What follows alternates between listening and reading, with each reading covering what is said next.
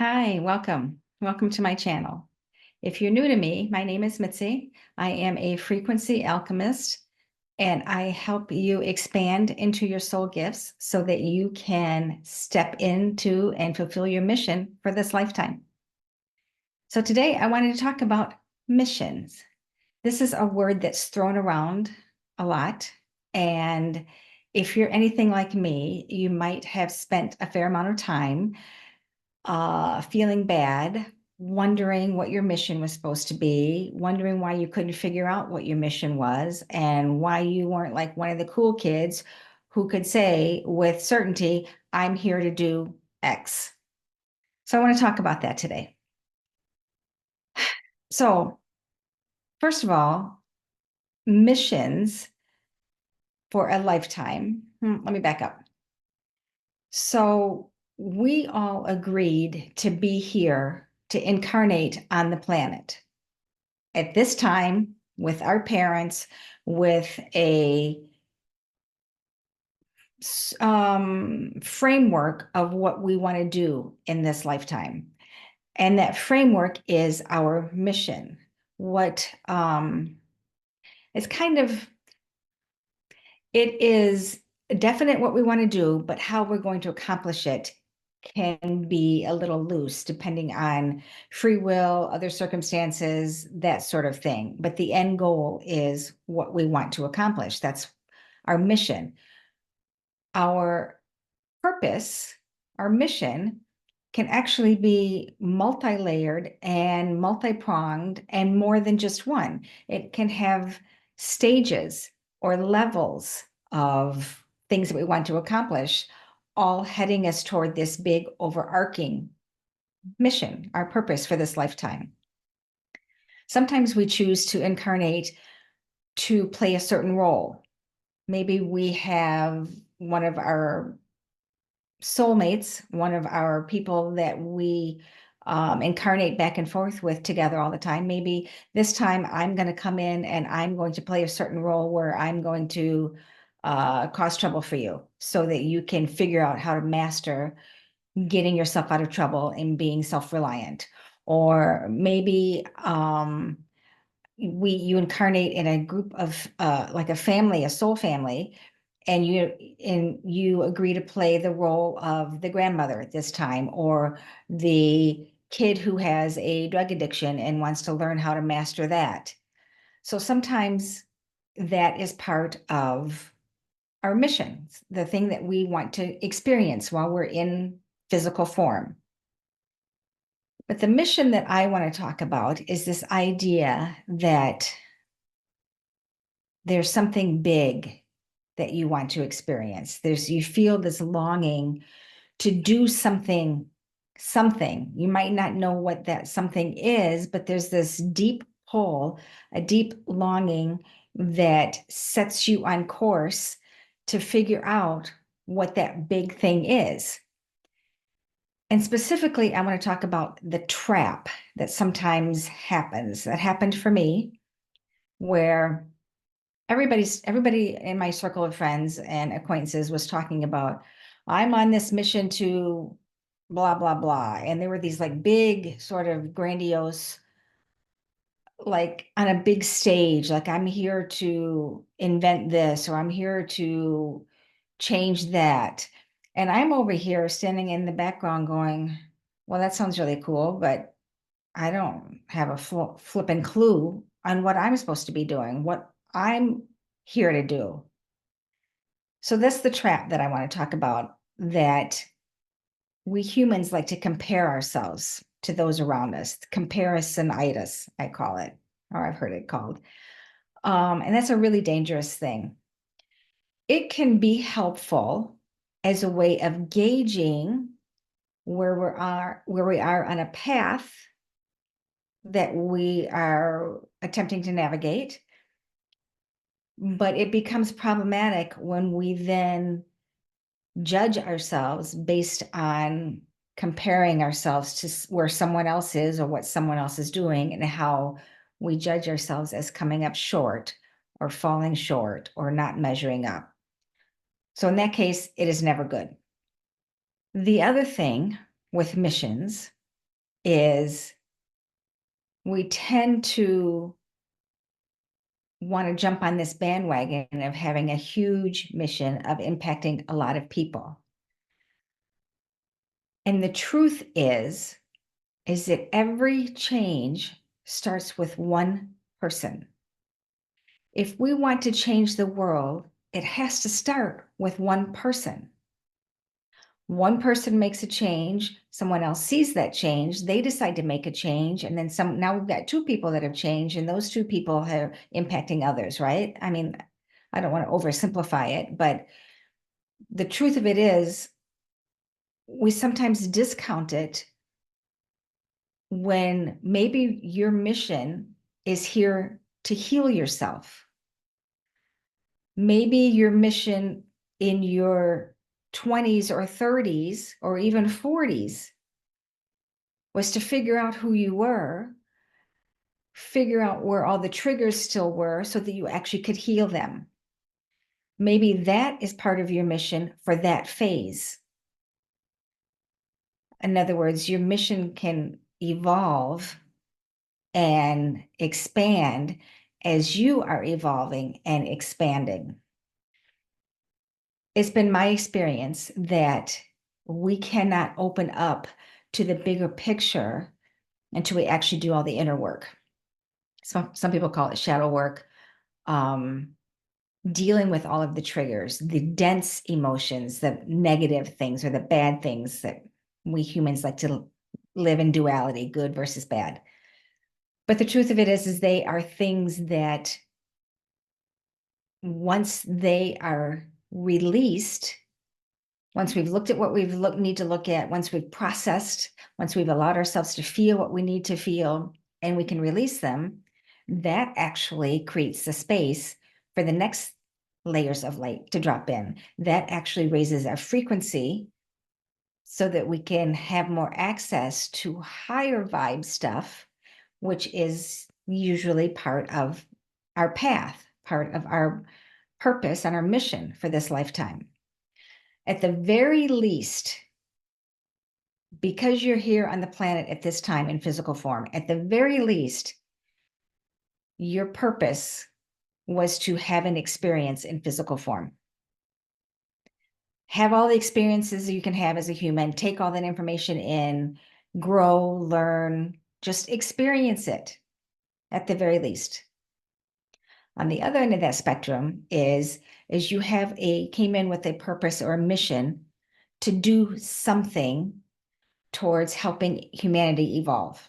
And the fact that you're here on the planet, that we're all here on the planet at this time during this mass awakening that humanity is undergoing, is a pretty good indicator that you're here to do something to help humanity evolve.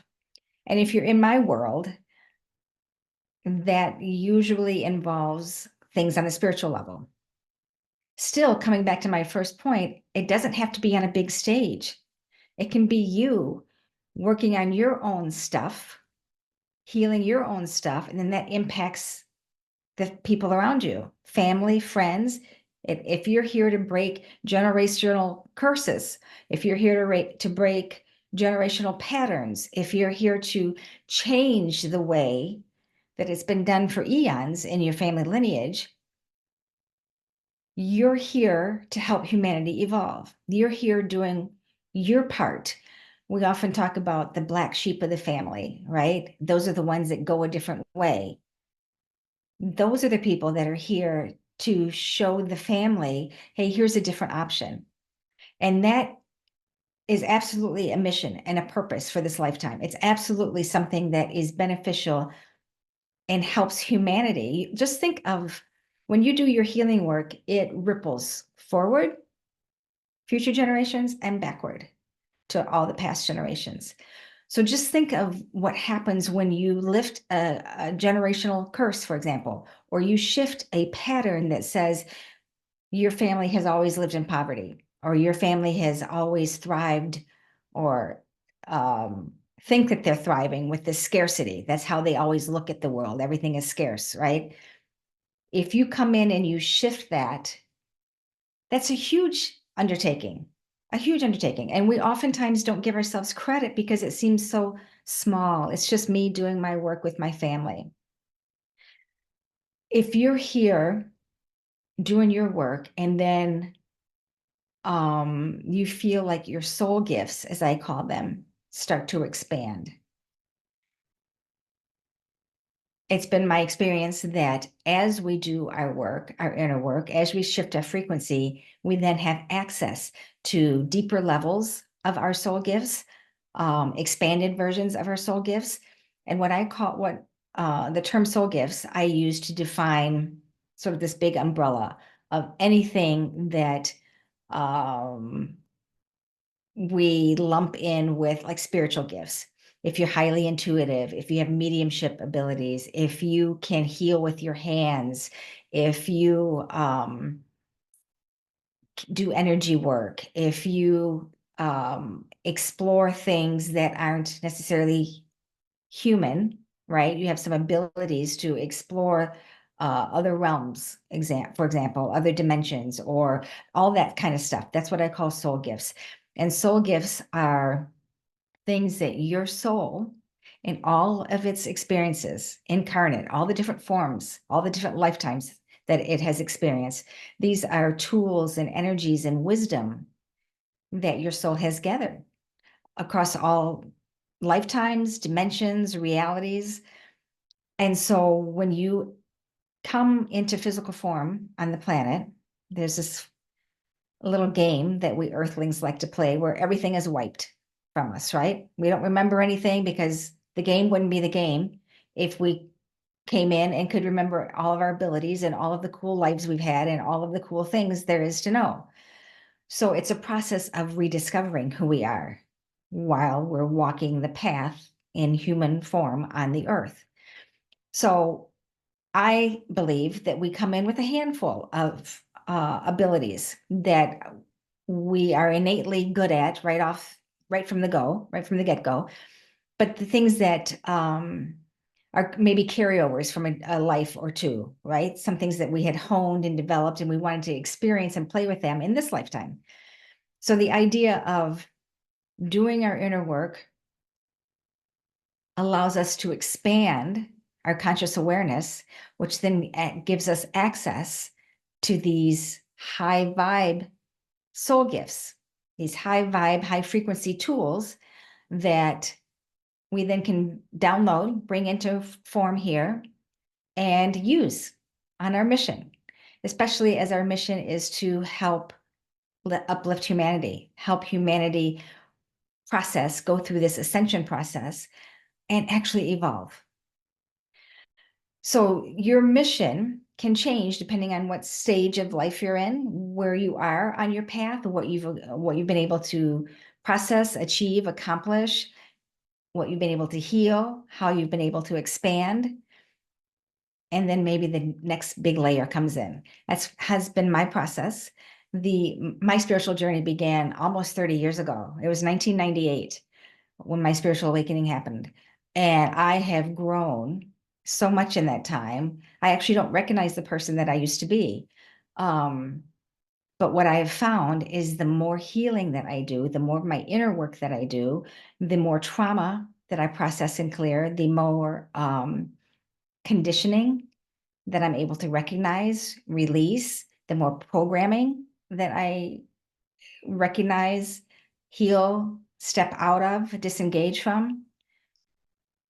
Doing all of that work actually has made these glimpses of the me that is bigger, the me that is beyond this human body. It's made it easier to get glimpses of those parts of me all along the way. And the deeper I go into my healing, the more I release, the more I remember.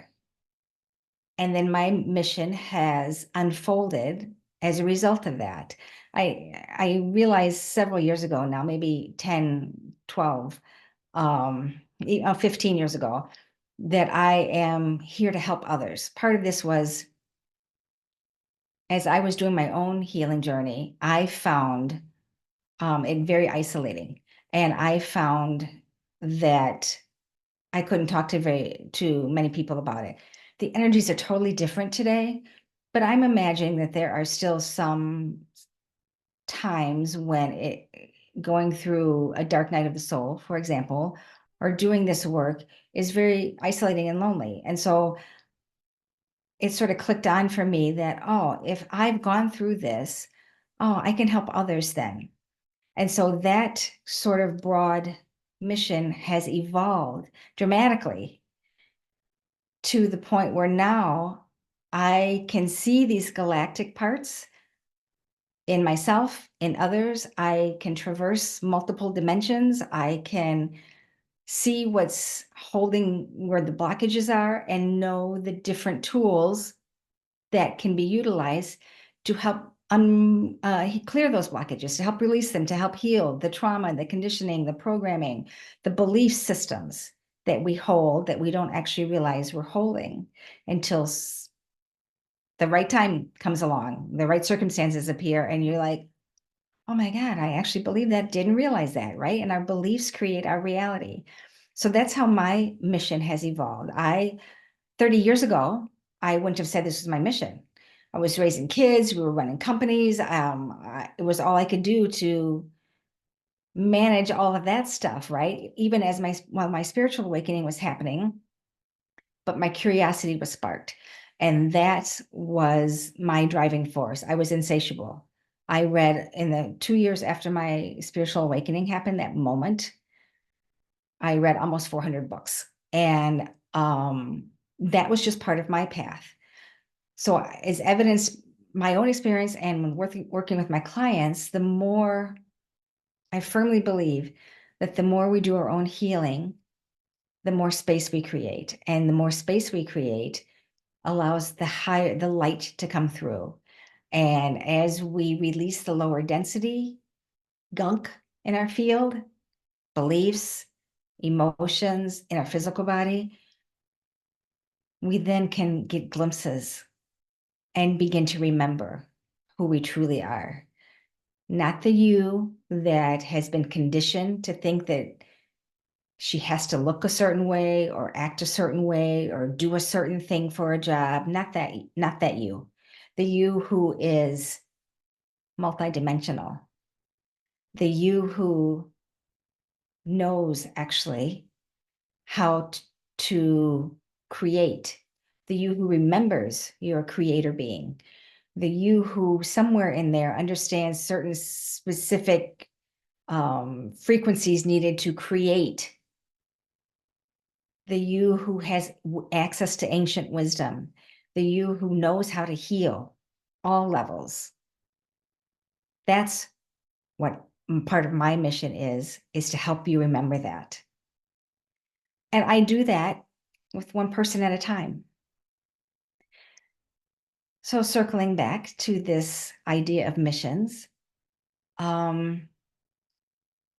mission sometimes becomes this sort of trendy catch-all phrase, and everybody wants to feel like they know what their mission is, but truly it's something that's just in here. You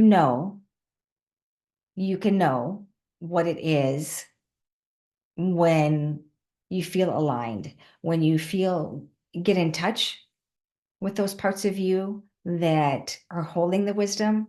And in order to get in touch with those parts, you have to release the conditioning that says you can't get in touch with those parts, right? The biggest thing that I've learned on my journey is anything and everything is possible. You just have to be willing to believe. So that's what I wanted to talk about today about mission. So I'd love to hear from you if this resonates where you are on your missions path, on where you are in either the phases of your mission or in life where you at. Yeah, I'd love to hear from you. If any questions popped up as a result of this, drop them in the comments below. Thanks for watching.